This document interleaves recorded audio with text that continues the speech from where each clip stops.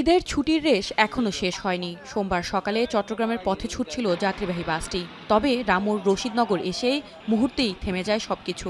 Covered ভ্যানের সঙ্গে সংঘর্ষে খাদে পড়ে যায় বাসটি। মুহূর্তেই মারা যান ৩ জন।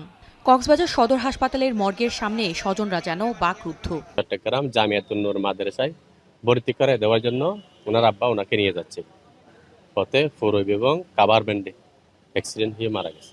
ঈদুল আজহার বন্ধতে আসছিল তো বাসায়, ওখান থেকে মাদ্রাসা খুলছে, ওখানে বাড়াইতে যাচ্ছে।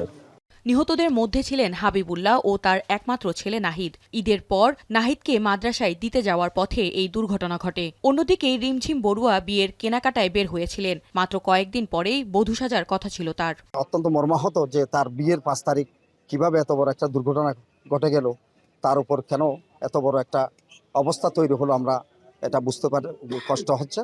তো আমরা এই ধরনের যারা অপরাধী আছে, বিশেষ করে যারা এখানে অবহেলা করছে, গাড়ি চালাতে গিয়ে অনেকের জীবন ধ্বংস করছে সামান্য অবহেলা করতে গিয়ে, আমরা তাদের বিচার চাই।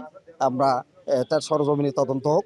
এছাড়া এ ঘটনায় আহত 7 জনকে উদ্ধার করে কক্সবাজার সদর হাসপাতালে চিকিৎসার জন্য পাঠানো হয়েছে। পুলিশ জানায়, দুর্ঘটনার পর বাস ও কাভার্ড ভ্যান জব্দ করা হলেও পালিয়ে গেছে চালকরা।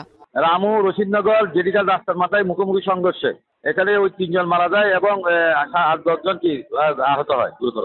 কারণ আহত যে হাসপাতালে পাঠানো হয়েছে, সবাই হাসপাতালে পাঠানো হয়েছে, প্লাস ওই যে গাড়িগুলো উদ্ধার করে এবং জব্দ করে নিয়ে যাওয়ার সময় আইনগত ব্যবস্থা প্রক্রিয়া আছে। এদিকে কুষ্টিয়ার সদর উপজেলার বৃত্তিপাড়া এলাকায় যাত্রীবাহী বাস ও ট্রাকের সংঘর্ষে মারা গেছেন একজন। নিহত রাশিদুল ইসলামী বিশ্ববিদ্যালয়ের আরবি ভাষা ও সাহিত্য বিভাগের 18-19 শিক্ষাবর্ষের শিক্ষার্থী।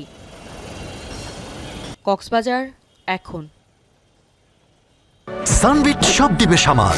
সানবিট ম্যাজিক প্রেস ডিশওয়াশিং এর মাথা ঘোরানো সলিউশন।